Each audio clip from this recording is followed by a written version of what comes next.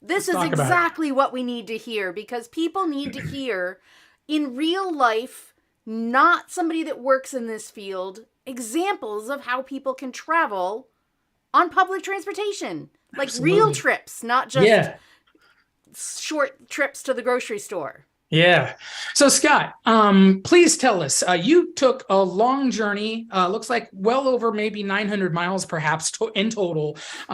If you could, please, and I just want to let you go. If we have questions, we'll interrupt you. But I'd like to just give you the floor and explain your trip, what it took for you to start and plan the trip, how the trip went, and now you're here and relaxed and ready to visit friends here in your hometown, Astoria. Please take it away.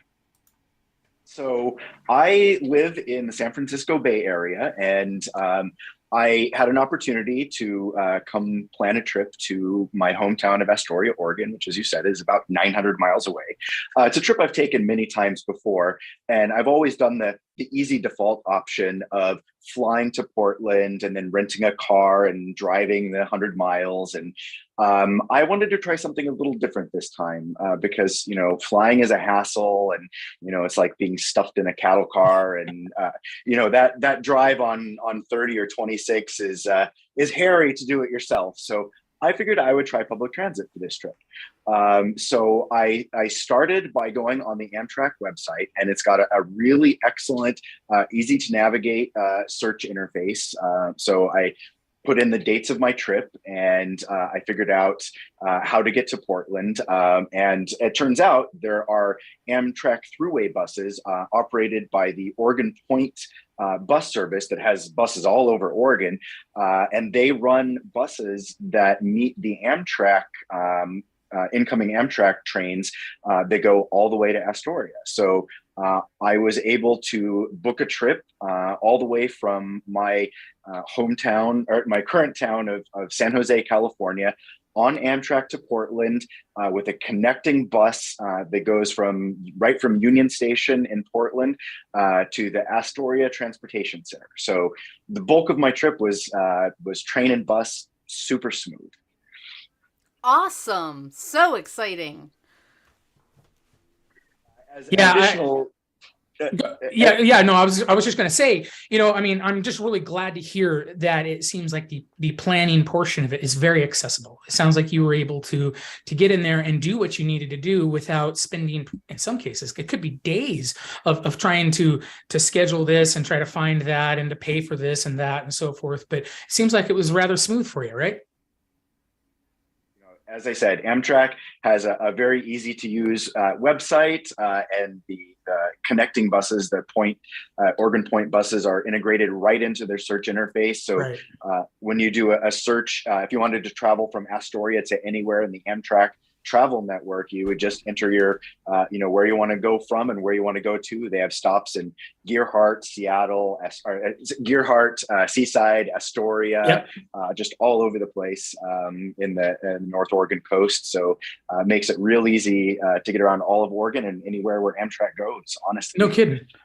So Yeah. Scott, so when you got to Astoria, and you got to the Astoria Transit Center, and you're there, you had this big journey, and I'm assuming that you didn't just stay there. I'm assuming that you didn't call a cab. I'm assuming that you didn't walk from the transit center to where you ultimately ended up lodging and so forth. So how'd you get there? What'd you do? Actually, for a long time, I have used my folding bicycle as my public transit companion. Awesome. Folding bike they're widely available these days, come in a variety of price points. Mine, I can put baggage on the front and back, and the bike folds down to about the size of a carry-on bag. So it was actually I put all of my luggage on my biked straight from the front door of my house to the Amtrak station in San Jose, folded it up, put it on the train in the carry-on baggage area. And then when I arrived at the Astoria Transit Center, I just unfolded it back out and put my bags on there and just biked straight to my hotel. It was Wait, super easy. so let's back up just for a second because I think that's a really important point. You didn't use a car or car private transportation that uses gasoline for any part of this trip. benefits. It was door to door, bicycle, train, and bus, and it was great. That is awesome. I mean, that just adds that extra layer of, hey, you can do this. And Absolutely. you don't need a car to travel long distances and go on a trip and go on a vacation or go to visit somebody that lives further away from you. Is you just, You can do it. bicycle and load it on the train, load it on the bus, and off you go. So Scott, I know you pretty well, and I know that you're a seasoned adventurer. You do things. So this probably wasn't that big of a deal, but come on, man. There had to have been at least some doubts. There had to have been some challenges that you really felt like, I need to really work hard to get over this challenge. I can still do it, but I mean, can you maybe talk a little bit about some of those challenges that you may have faced or could have faced while you were on the trip? I'll be fully honest. Amtrak is not at the same level of train travel as we have in other countries. Sure. So for Amtrak travel, you really do need to be prepared for significant delays. And so when I scheduled my trip, I had that very much in mind because an Amtrak train could be many hours late. So I made sure that I had my travel plans put me in town at least a day in advance of when I plan to meet up and do things with people. So that is a little bit of a drawback there. But it's, something I was prepared for, and you should be prepared for if you're going to be using Amtrak for getting around long distances. Isn't that cool, Kathy, that, Scott is explaining to people out there that this is doable, but you have to plan. You have to be prepared, right?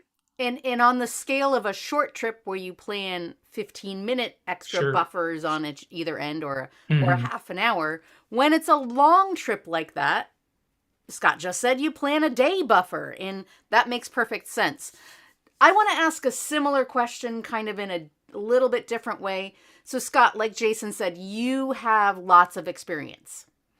What were those moments during your trip while you were traveling that you thought to yourself, boy, am I glad I had XYZ experience already, so I knew how to deal with this? That's a great question. Having done a lot of public transit travel in my life in the United States and outside, I know in advance how to navigate the wayfinding in transit, in transfer points in particular. That's an area that can be a little challenging for people because, if you're changing from one bus to another or from a bus to a train, you might have to walk a little bit of distance. You might have to figure out where the buses are leaving from and where the schedules are posted. And knowing that can be potentially a little challenging. In fact, there was one person who was getting on the bus with me who was a little confused about where to go because, she was using, mapping directions and it was unclear exactly where to go. But honestly, if you have trouble, generally speaking, if there's anybody around, at a train station, the station staff are very, very helpful. They'll get you through.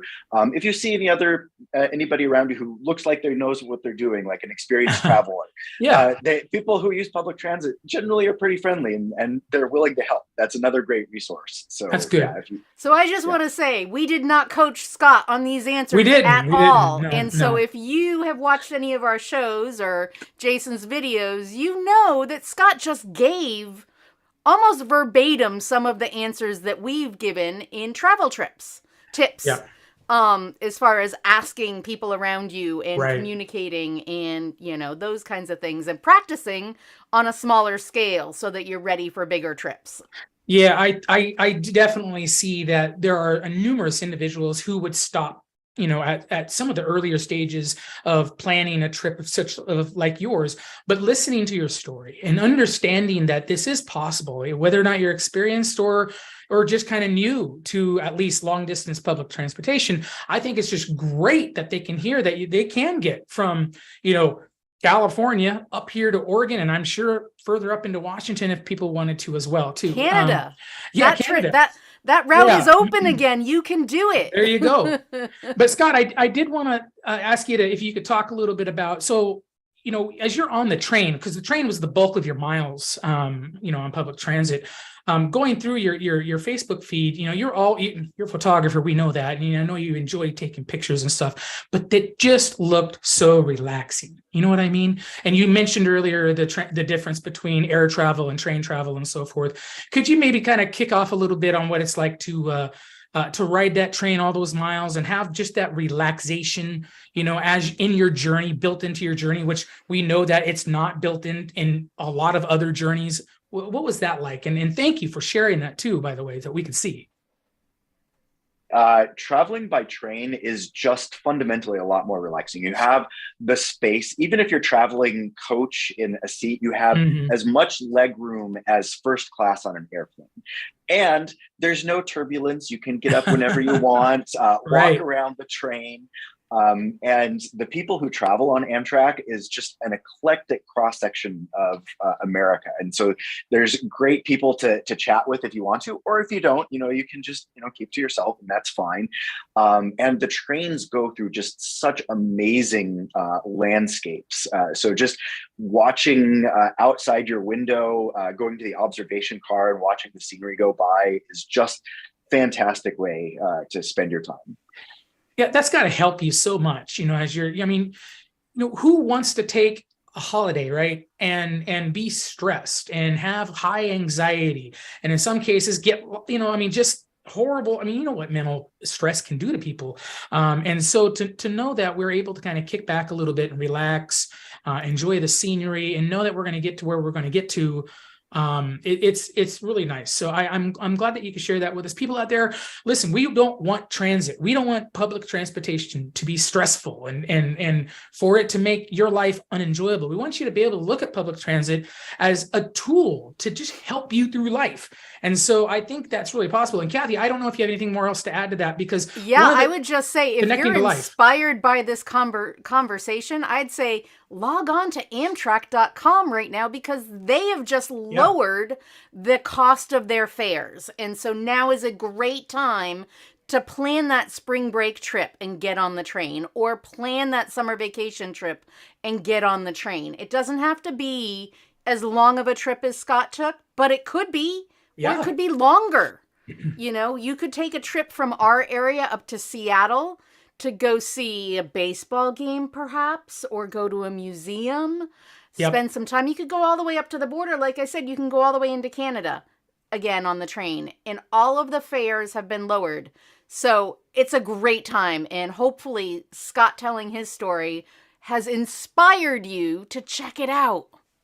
Well, it's inspired me, and Scott, I'm going to have to look forward to getting down there. I'm going to reverse engineer your trip, and maybe I can get down there to visit you. I don't know if that's a possibility, but Jason, maybe we can do a travel video. I don't know. We should do that.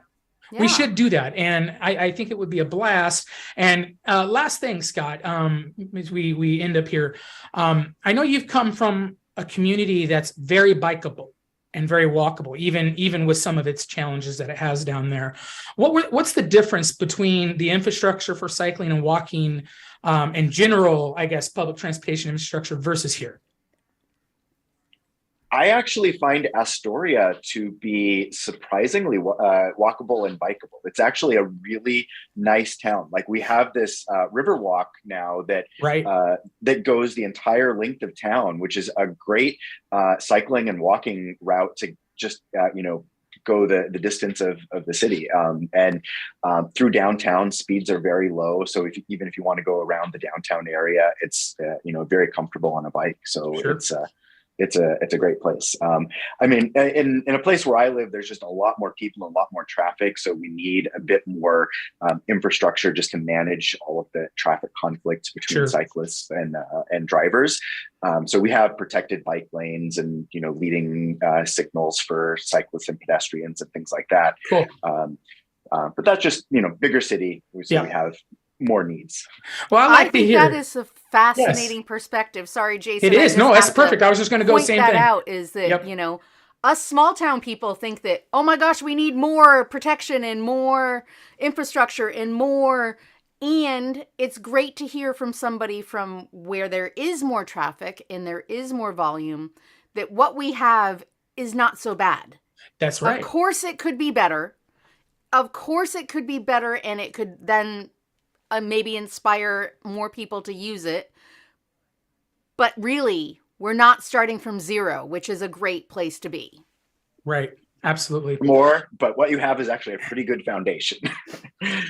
Well, Scott, as we get ready to finish up here, I got to tell you, I thank you very much. You're a great friend of the show, and I really want to push this, Kathy, to make sure as many people out there, we got to share this, because I really do believe the things that Scott says and what he's done is fully within reach of more people than what we think, I'm sure. So thank you, Scott, for coming on the show.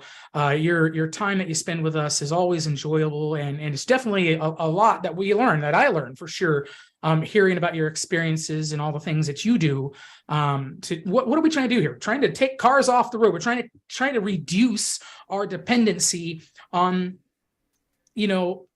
ice, fossil fuels. Yeah, fossil fuels, and you showed that it can be done even on a big scale. So I'm appreciative that we get a chance to talk a little bit about that. And Kathy, that's I know it's right up our alley to hear what Scott recently did. So absolutely, and every little part of that trip matters and makes Yes. a difference. And I just think that it was great to point out that you can do it. You can do it from your doorstep to a far distance away.